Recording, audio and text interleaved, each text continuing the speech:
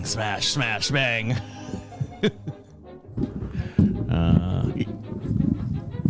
How's that? How's the volume on your end? Turn it up just a little. A little bit. That's good. Right there, good? That's good. All right. You sound magnificent. You ready? Yeah. You sure? Yes. Okay. You don't look ready. I'm ready. Okay. As ready as you're ever going to be? Mm-hmm. All right. Here we go. And now for something special. The unit is self-contained with its own saddler, farrier, wheelwright and so on. It's a rigorous training dished out who know all there is to know about horses, and it brings results. We take you behind the scenes now to show just some of the interesting aspects of this training.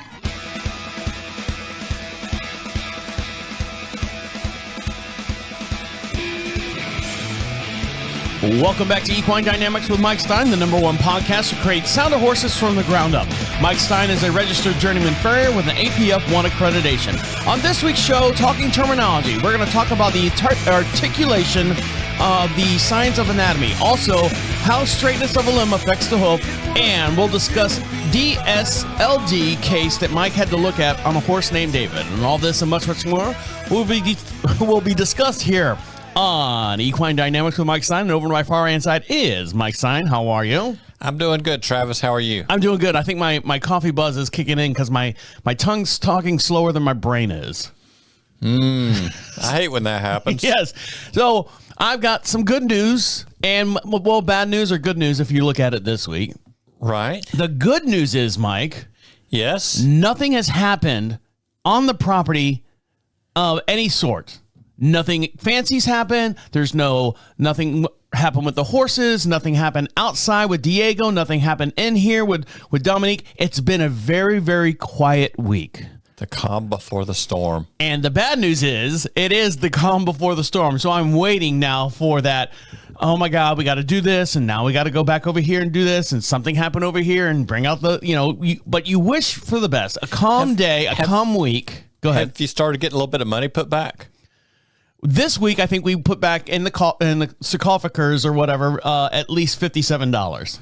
Okay, if you start putting money back, something's going to happen. I know, you got to go ahead and plan for a rainy day. That's right. Now, something we have done here recently is the front pasture here on our property. Right. We closed it off. I took the harrow drag and spread out all the horse poop. Right. Spread it all out, and then we've had a couple days of rain, and I did this about 3 weeks ago, and now the grass is starting to come in, and everything's, we're getting into...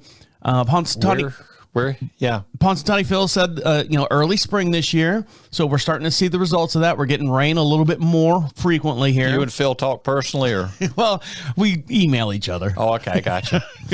And so the grass is starting to come in, and in pasture 2 and pasture 3 that we have out there, that's where the horses have been staying to kind of give this pasture up here a break. Now that the horses are coming up, and Amy was even saying, Dominique, I was running my hand down her back. She's starting to feel what riders or owners call little Ribbie. A little Ribbie, he's not getting enough, or she's not getting enough hay, because we have to supplement the grass that they're not eating with hay. Right. So now that we're bringing the horse up on the front, I worry about that influx of weight now coming back on the horse. Should I worry or anything right now with this new grass coming in here slowly in the Carolinas? It's one of those things that needs to be monitored, and when you talk about her getting Ribbie, older horses that are a little out of shape, the weight hangs down, and sometimes they will feel a little Ribbie because of lack of muscle tone up top. I know my dad's 78, and he's skin and bones by his shoulders, but he's got that little Grandpa Duke belly down below. Right, yeah. So it's kind of the same effect. Yeah. So, Mike, something happened to you? Anything exciting happened to you this past week? I got a piece of wood sent to me. The whole piece of wood? The whole piece of wood. Did the person like you that sent you the piece of wood? I think so. You hope so, right?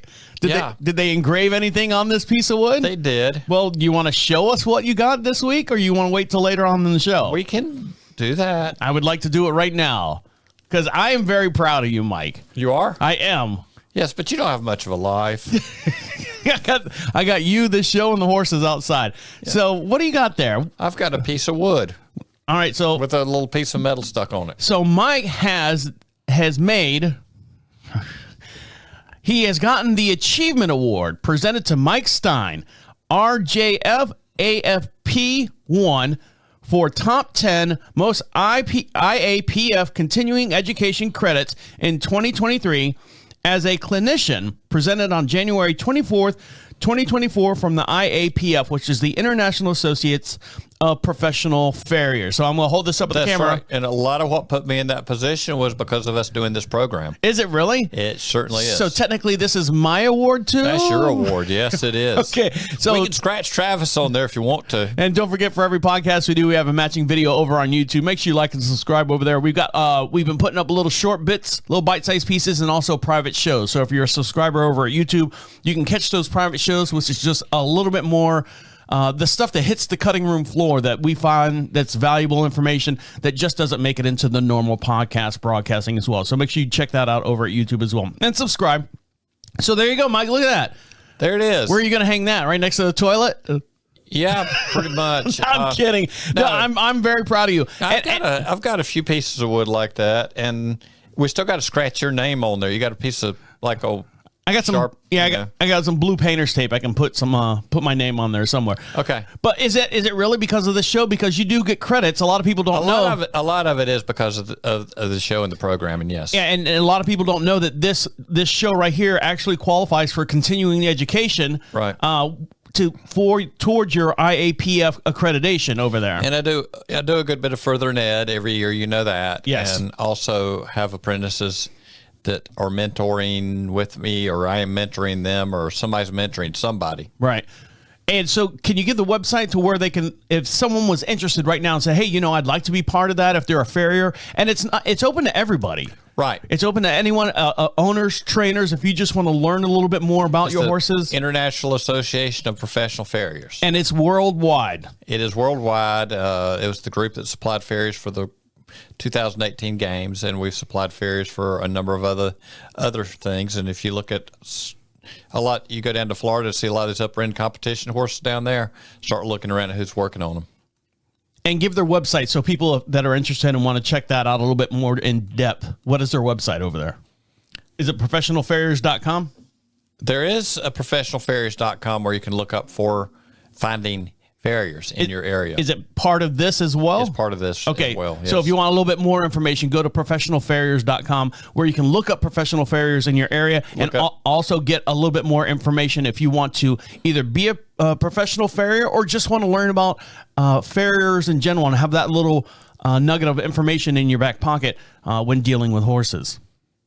Yes. For sure. Okay. International Association of Professional Farriers. There you go. There you go. Well, congratulations, Mike. Big round of applause for Mike over there for achieving. You're kind of like that little monkey that with does the clapping cymbals. I know. All right, guys, stick around. We got a lot to talk about. We're going to talk terminology, and we're going to talk about how straightness of the limb affects the hoof. So stick around. You're listening to Equine Dynamics with Mike Stine. He'll be right back. Was that okay? Oh, yeah, that was fine. Perfect. Sure. Yeah, perfectly fine. No monkey jokes. Yeah, I'm offended now. You called me a monkey, and I didn't like that. Welcome back to Equine Dynamics with Mike Stine. If you have a question for Mike Stine, the way you get those questions in is to go over to equinedynamics.com. What did I say? Hold on. Did I mess that up? Maybe. I think I did. Let's start that one again. I was thinking one thing and said another thing. It's been a while since I messed up. Well, that bad. I thought I did once, but I was mistaken. Ready? Welcome back Yes. to Equine Dynamics with Mike Stine. If you have a question for Mike Stine, the way you get those questions in is to go to equinedynamics.com. At the top of the page says contact us. Fill out that little form. There's a little drop-down menu. One of them is podcast. Ask them a question in there. If you just want to say anything, congratulations, whatever, you can do that over on the YouTube page. But if you have a question for Mike Stine, get those questions in over at equinedynamics.com and put a return address, a physical mailing address, because what we'll do is we'll send you out some magnets, some stickers, some little prize packs for you being a part of the show and for us just saying thank you. It's not an email grab. We're not going to show up on your doorstep or anything like that, believe me. That's what we're telling them. Right. So we just want to send you guys out a little bit of a swag from the show. And over to my far hand side, our very own swag himself, that is Mike Stine. How are you? I'm doing okay, Travis. How are you? Doing all right. Now, we're going to talk terminology. We've been doing this for a while now, and a lot of success has come out of this. And I've had people actually stop me in the barn, because I go to the barn with Amy sometimes, and people will say, hey, talking terminology, that really helps me out. Because a lot of times, your vet will say something to you, or your farrier will say something to you, or just people in passing that have maybe a little bit more knowledge, or you've got a little bit more knowledge than they do, or whatever the case may be. And you're defining these words to where they're being used correctly. So I've gotten a lot of good feedback on that. So this week we're going to talk about articulations in the science of anatomy. So tell us what we're actually defining there as far as articulation when it talks about the science of the anatomy of a horse. Okay, yes. Yes, exactly. As my coffee wears off. So articulation refers to the joining of the bones and joints. Different joints have different types of articulation, with some moving and rotating freely, while other joints or articulations are almost fixed in place with very, very little movement. So what do we mean, and what are we looking for when we're talking about articulation of the anatomy of a horse? Articulation surfaces the cartilage surface on the end of the joint, and depending on how the joint is built, like a ball joint, like my shoulder, like your shoulder, can go in multiple directions, and most of the joints down the lower leg are limited in the direction they could bend, and they might have a little bit of side-to-side play, but not that much. You think about a horse moving at, say, 35 miles an hour galloping. If you have a lot of side-to-side movement, you could have a real problem. So the shoulder, as far as turn in, turn out, is where you can get some play. You can get some play in the elbow joint and in the shoulder itself, as far as rotate in, rotate out on the front limb. I always think about it like your tie rod ends on your vehicle. Exactly. Or your ball articulate. joints. Yeah, and your ball joints on the tires. That's the only way. Articulate is to articulate, to be able to bend, to flex. So what are the most common things as far as why would a quote unquote ball joint get out of whack? Or what are you looking for when you didn't put enough grease in it? I knew it. I knew I got to feed them more grease. That was it. Yeah. Joint wear, common sign, ligament damage. Common signs as far as when you look at a horse's foot, can you tell if there's articulation problems further up the leg? Well, if you get your horse that are toed in, horse that are toed out, and you will have some odd compression problems in the foot, balance problems with the direction flares want to go because of the way the leg is turned in or turned out, and that comes out of the shoulder. If the elbows are out, the toes are turned in. If the elbows are in, the toes are turned out. And, of course, your breakover is pretty well dictated with the alignment of where the knee wants to flex. So you technically can tell by looking at the bottom of a horse's foot, when you flip that foot up, you're like going, okay, well, this is a little worn on this side. Let's look at the rest of the horse and ask that question, why? Why is it doing this? Well, you got to look at the rest of the horse before you look down. Okay, so you start at the top and work your way down. Sure, I do. I do. All right. Because that's where most of your horse is. Now, if you're looking at and you're talking about the toed in and toed out with the articulation, if the horse is starting to get bad articulation as far as the rotation and stuff, is that something that you can fix with shoeing, or is that something you're like, okay, this is the way the horse is now. Let's see if we can prevent it from going any further into Badlands, or can we bring it back into a good field of operation? We always want to keep it from going further into Badlands. Right. And, uneven joint wear down the road can cause some issues with joints. Then you can get some arthritis. And we don't want the itises in there. We don't want inflammation in the joint. That's what the itis is, right? That's what my dad's dealing with right now. He can barely walk up and down the steps. He's got bad arthritis in his knees. Arthur is kind of not good to him. It's funny. The first time I heard that is my dad's doctor actually said that to him. Looks like you got an old case of Arthur's, And I'm like, all right, that was kind of new to me. But Arthur's not good to him. All right. And Arthur's not good to your horse.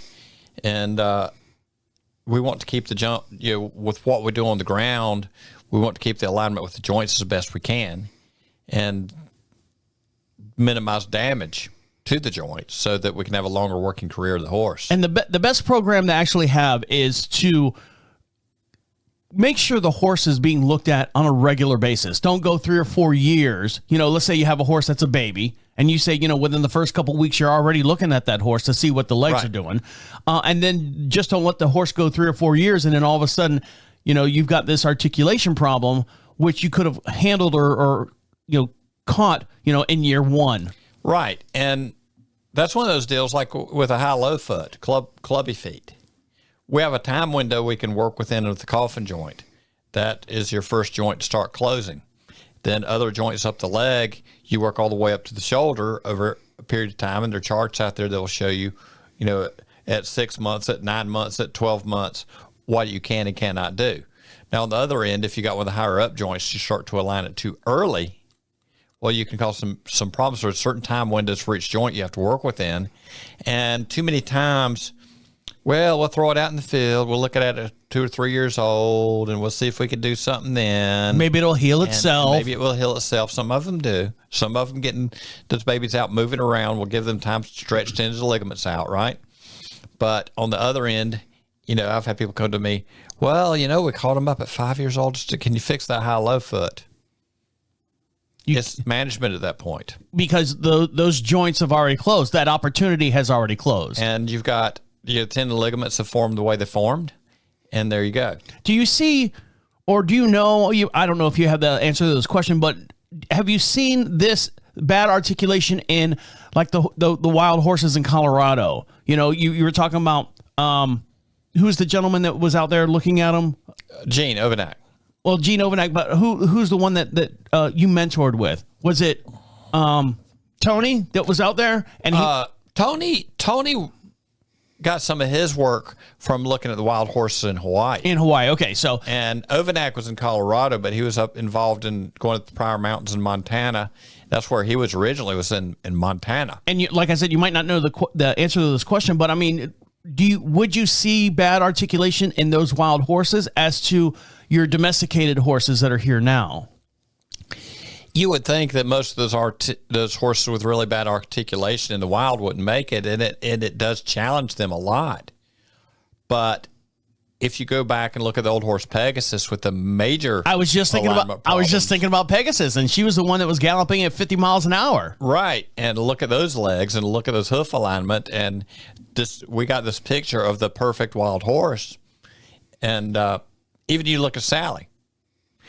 And Sally's your horse. Sally, I've been around Sally since she was about 1.5 years, 2 years old, roughly in there. And we decide the perfect hoof pattern. Well, if you look at Sally's feet and the way they grow, he has always had 4 hind feet. I mean, basically, as far as the shape of the foot, he's got the diamond-shaped foot on the front. He came in like that. He will go to his grave like that. And it's like me on the dance floor. I got 2 left feet, so there you go. Well, I've seen you dance. I do all right. I dance like Elaine from Seinfeld. I thought you were like me into break dancing. You knock stuff over. Yeah, like you're knocking all the things, cameras destroying the studio here. Destroy the studio just because you walked in the door, right? I think Bull and China Shop is in a sentence there somewhere. Yes, it is. All right, guys, stick around. When we come back, make sure, we were talking about the Pegasus.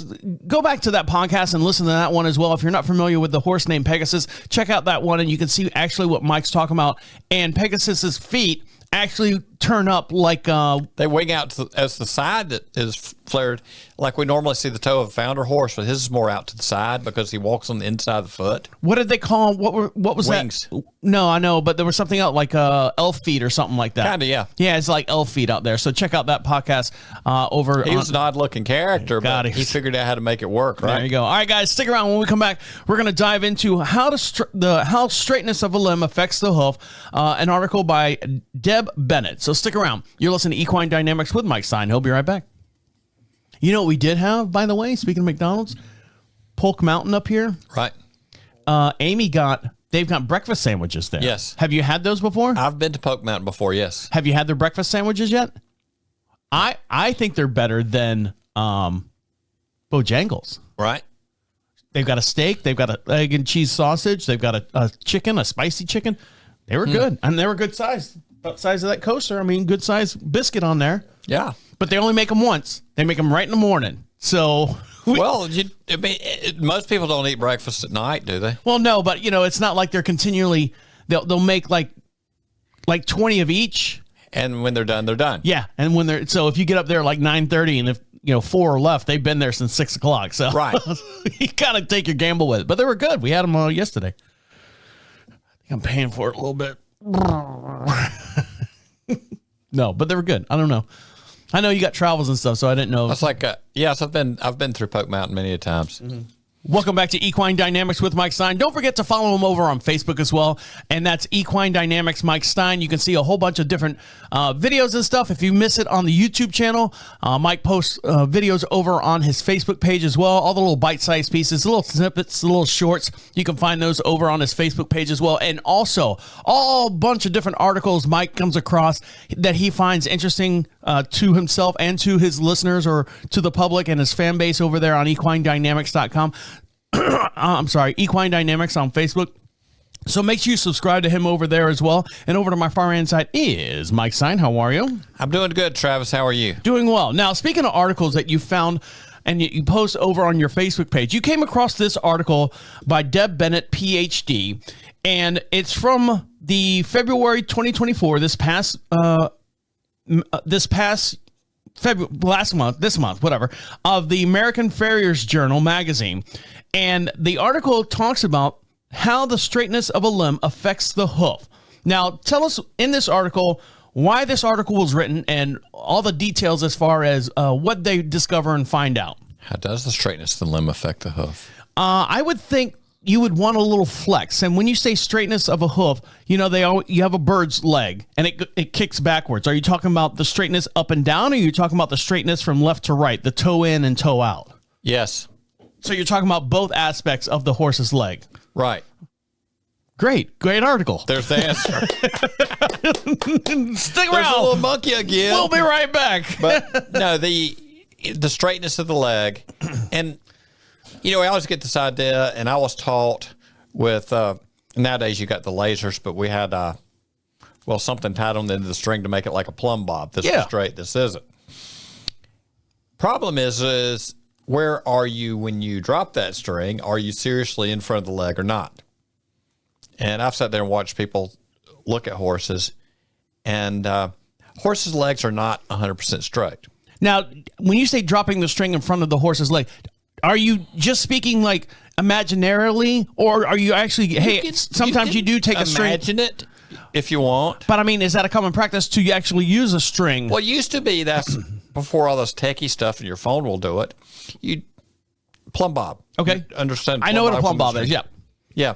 I knew somebody had a dog named Plumb Bob, but that's not what we're talking about here, right? But they did use string to see the straightness of a horse's leg. Right. Okay. Because we didn't have technology. Gotcha.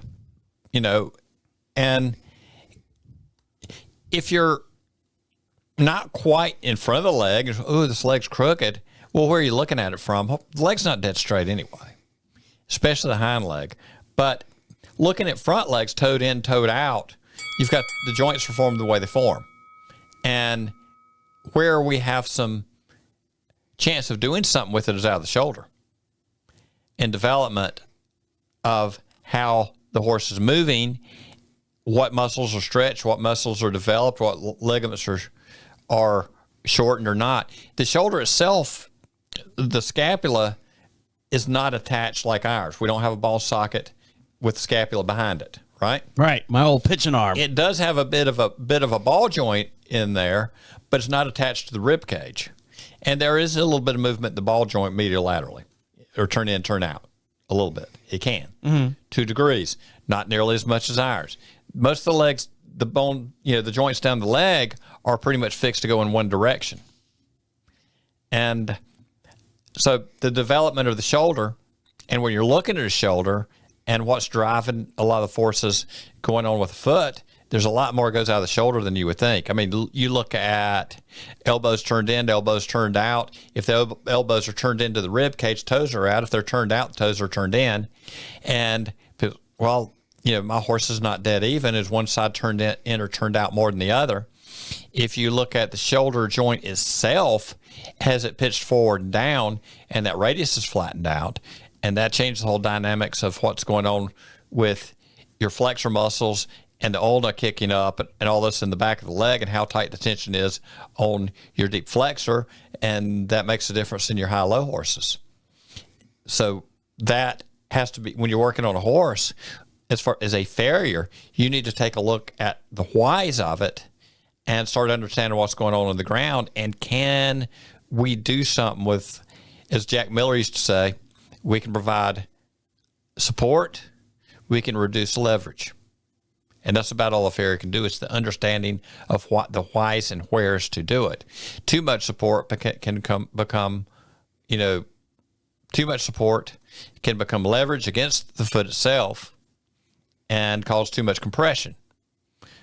Relieving too much leverage at a point sometimes can cause a horse some other problems, not too unstable.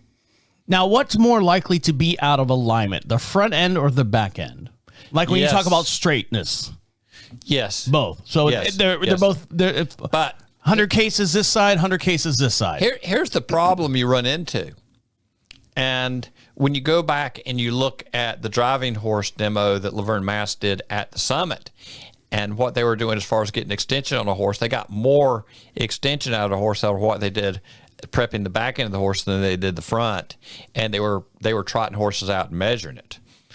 So they did a really nice job on that presentation. If anybody ever has a chance to listen to Laverne, and hopefully we can get him on here at some point. But the problem is, and you go back to other things that I've been told over the years, Jerry Starnes talking about the chicken leg. People can kind of understand how that front leg works because it kind of bends like ours. Mm-hmm. Okay, the hind leg of the horse works like a chicken leg, and people just don't understand how that chicken leg works. Well, yeah, that's what I was saying. Right. In the beginning, I was like, a chicken leg goes like this. Right. So, and as riders, we're sitting on the front of the horse. We're looking at the front of the horse. The front of the horse is in front of our hands and all that. So we tend to focus on the front and not the back so much.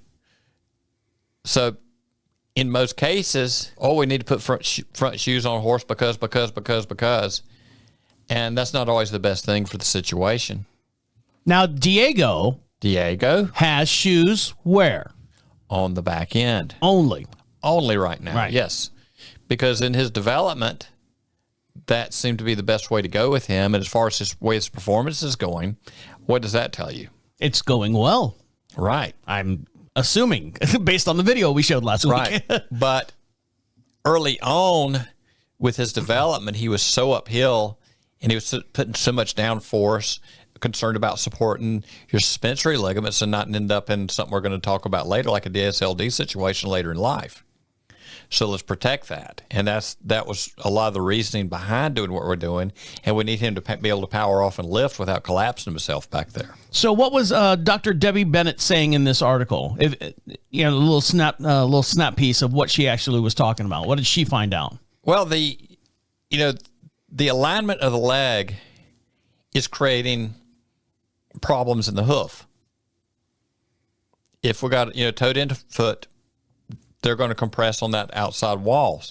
The old hoof on the end of the leg is going to twist. As a farrier, you're constantly chasing it back. Some people say, you don't want to change it.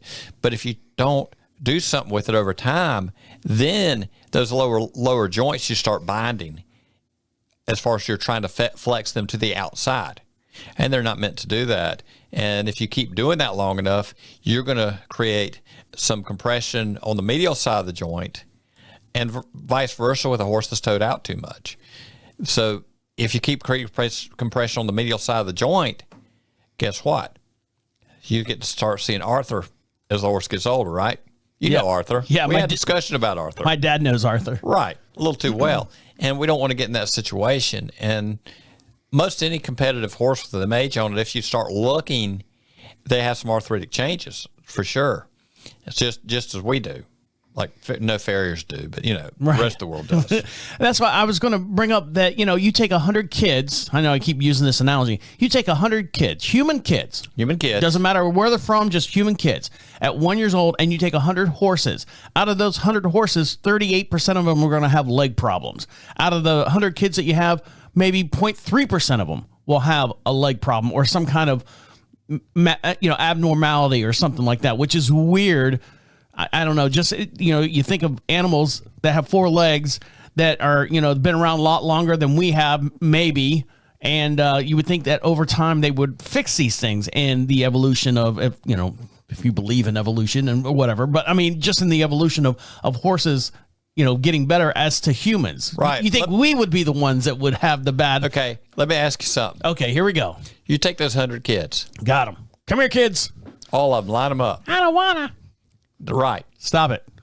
We're asking a horse to jump, to run, to excel at that.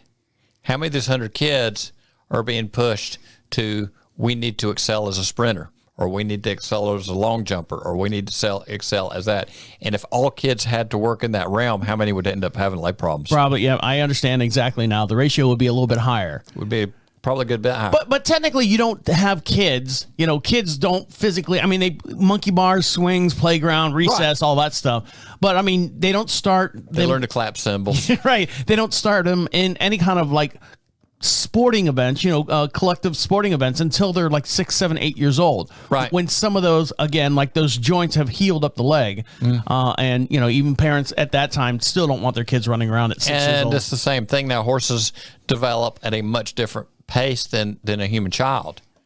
And you need to wait till the joints are formed well enough to take the stress we're put on them.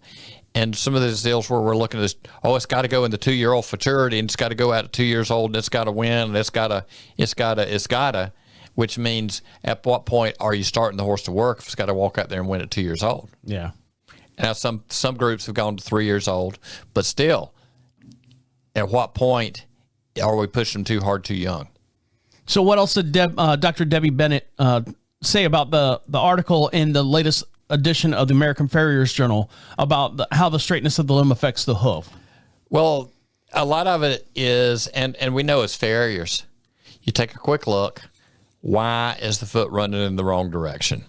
A lot of that's driven out of what's going on with the leg.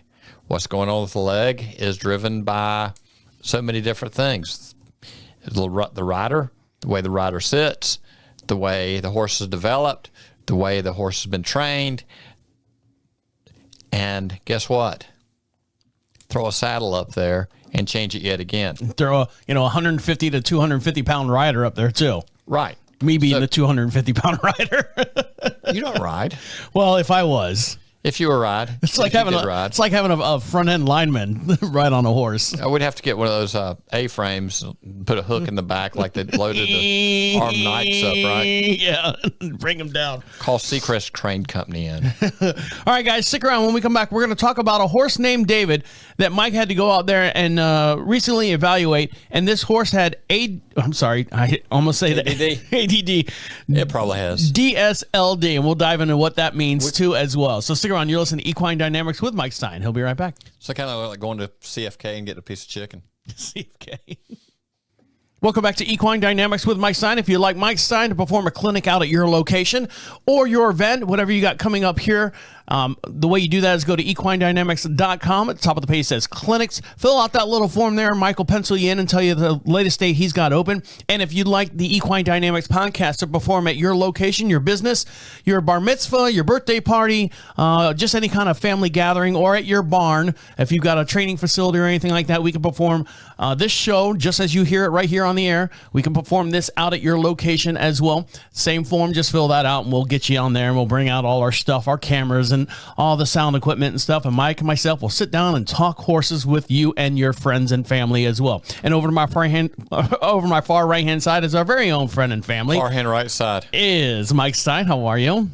Yes, doing okay. All right. So now we are going to discuss a horse named David that has DSLD. Now, first of all, before we get started, what is DSLD stand for? What is happening is the suspensory ligament is breaking down. Is that the L in the formula there? DSLD. Ligament? Yes. No. All right, so DSLD is actually the degenerative suspensory ligament. I knew the L was in there. Disease. Right. And so tell us what is, and you just call it for short, DSLD. So tell us what David had going on. And we have some pictures here. So if you're not watching this over on YouTube, now's a great chance to go over there and subscribe as well so you can get all the latest updates and stuff from the video portion of the Equine Dynamics podcast show. And we're going to show these pictures as soon as... Do you want me to share the pictures now of David? That's up to you. I mean, I can do whatever you want. The suspensory ligament is losing strength so here we go. Dropping. And because of that, if you see these horses in the hind end, and this horse is not collapsed completely, but the back of the fetlock is puffed up. So if you're watching this here on the video here, the horse's hoof is completely flat down. Right. But then what's that first section of bone called? Forgive me, Mike. I know I listen to you every Monday. You've got the coffin bone. You've got the pastern, long pastern, short pastern. So this is the short pastern, right? No. Both. The short pastern is about halfway in the hoof capsule. The long pastern starts just above that. All right. So this right here, this section right here is almost, and I know this is a picture, it's almost at I'm going to say almost a 45-degree angle coming off of that hoof. Right. And that's not good. Well, no, because what's happening is, you know how the alignment goes when you start rotating on a laminitic horse? Mm-hmm. Okay, in this situation, the alignment of the coffin bone may actually go a little lower, but then the pastern is dropping back, so you still get that broken back hoof pastern axis, but it's not because of the coffin bone rotating, it's because the pastern is falling backwards. And then at that point, you're affecting the pressure on your flexor tendons. And because of it falling backwards, the hock straightens out, the stifle straighten out, so the horse is uncomfortable in the hocks and stifles. So here's another angle of that same. Is this the same foot? That's the same foot, yeah. All right, so and you see the pastern itself is kind of puffy, but you always got to wonder with these horses, and there is some stress up there in the front of the hoof capsule. Some of them will be responsive to pressure there if you palpate it, but you got to wonder with some of these horses, and I'm just going to throw this scenario out there. Okay. And you got a saddle that's biting them, and you got a rider that cannot lift them, and we're flopping along. Every time you balance on it, you're pushing the pastern out the back, right? Yes. Not the pastern, excuse me. The pelvis. No, I meant to say no. That's what I meant to say. No. But no. As I stumble through stuff, you push the pelvis out the back, and then that straightens out the bone column on the back leg. Straightens out your stifle. It straightens out your hock. And then you get more down pressure on your pasterns. Okay? Just wondering, if this horse had been rounded up its whole life, which truthfully it probably was not, it was a trail ride horse, would that have made a difference in this horse at an older age? Probably so. So at this point, to get the horse under and up is probably not going to happen. And at this point, this is not a ridden horse. But at this point, we're trying to keep this horse as comfortable as we can. So that's what I was asked to take a look. If you raise the hoof angle on a horse like this, you can actually collapse this, the pastern. Because that distance between your extensor process and your sesamoids, you can drop some slack in that, right? So you went out there and looked at David, and he had DSLD. If you look at that leg, if you go back to that leg, the whole leg. The whole leg. Whole leg. Back one picture. There you go. Okay. Follow that leg down. You've lost any shock absorption because look how straight that hock is. And you draw a line straight down. Yeah, I mean, that leg. Follow that leg down all the way to the ground. There's your pressure. That leg looks like it could fold the opposite way if you let it. Right. Like hyperextending. Right. On the other end, if you put support too far out the back, you can actually create a leverage situation against the hoof. Mm-hmm. In this situation, is this a horse they're going to try to do much with other than keep comfortable? That's about it. So that was your end evaluation. You were like going, look at David, we could do this, we could do this, we can do this. And did the owner say, well, can we still ride David? And your answer was? They're not planning on riding this horse at this point anyway. Okay. They just want to make him happy and live out. If you look up, David's a mare. Well, I mean, gender Maybe. neutral. But still, so were they okay with not riding the horse anymore? No, they had already planned not to ride the horse anymore. It's just trying to figure out how to minimize deterioration and get the horse where the horse can function well enough. If you take your rasp at a really low angle and roll it out the front, you can get a lever pretty much under that coronary band as far as the horse being able to move forward. Mm-hmm. And it's kind of strange from the angle that I took at this picture. where that toe looks like, because that's not exactly how she looked depending on where you were standing in person. But also getting your heel base back enough that it won't collapse so bad. Because actually on this horse, if you try to grow out the heels too much on it, it would just crush them under. So you're guessing at how old was this horse? Mid to later 20s. Okay. So he's done his job. He has. Now he's going to just live out the rest of his life being a grass eater, a machine, an eating machine. But we don't want the horse to be uncomfortable. Right. And we don't want this to just fall apart. And it's one of those deals where earlier on, could we have done more to help the horse out? And then you've got to look at a situation like this as far as trying to build some appliance and put it on the leg for what you put the horse through. Is it really worth it for what you will actually get? Mm-hmm. Which a lot of times is not much at this point. Yeah. All right, guys, stick around. When we come back, one more little segment and we'll wrap up the show. You're listening to Equine Dynamics with Mike Stine. He'll be right back. We'll let you get out of here. I got to clean the chicken coop today. You confused me more than I'm already confused. Why? How'd I do that? You're here. Oh. I asked the probing questions, Mike. Yes. Look at my shirt. All right, you ready? Yes. Okay, here we go. Welcome back to Equine Dynamics with Mike Stine. Don't forget, if you have a question for Mike Stine, the way you do that is go to equinedynamics.com. At the top of the page says contact us. Fill out that little form there for podcasts. Ask them a question. Make sure you put a return physical address on there, and we'll send you out some stickers from the show just to say thank you for being a part of our show here. And if you'd like Mike Stine or myself to perform a clinic out at your location, or the podcast to broadcast out at your location, you fill out that little thing that says, at the top of the same page says clinics. Fill that out, and we'll pencil you in, and we'll schedule you out there, and we can perform this podcast right at your location, or Mike can actually bring out Dolly, who is a small...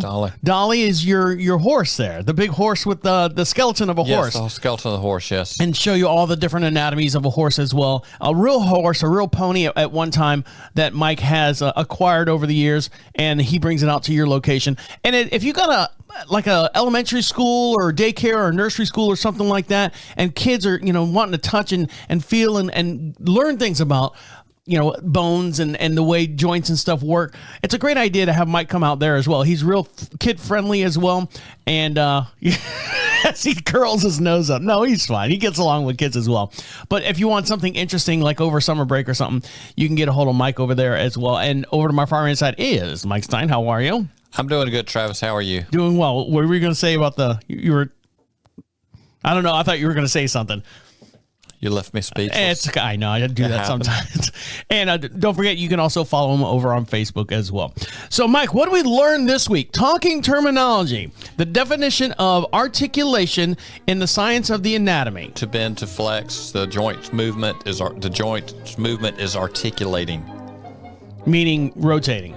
Well, sometimes, depending on the type of joint. Oh, okay. So it's your elbow does not rotate, it flexes.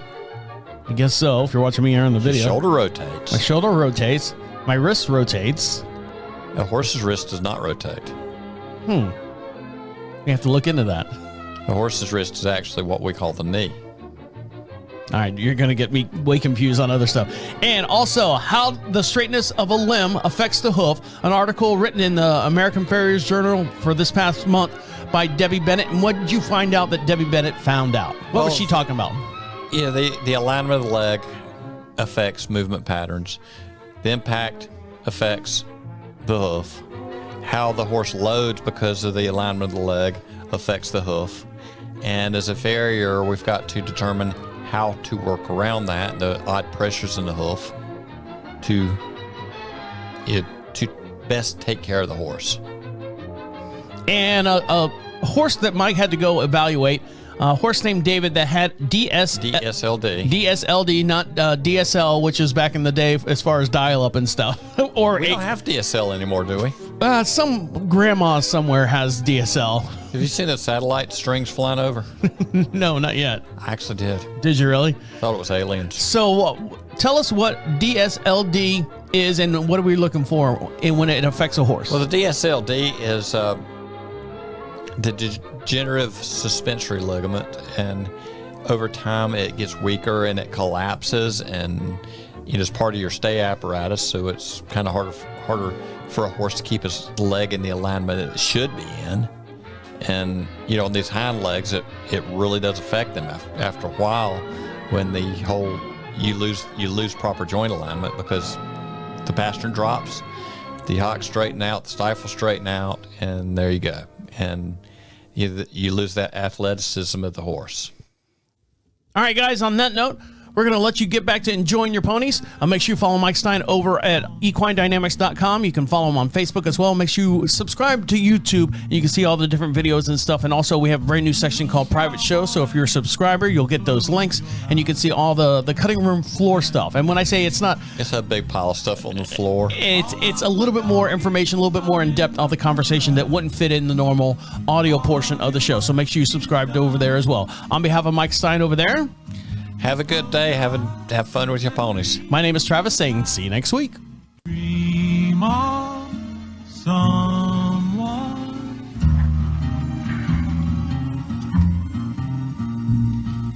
Night, Lucky. Good night, Ned. Night, Dusty. Good night, Ned. Good night, Ned.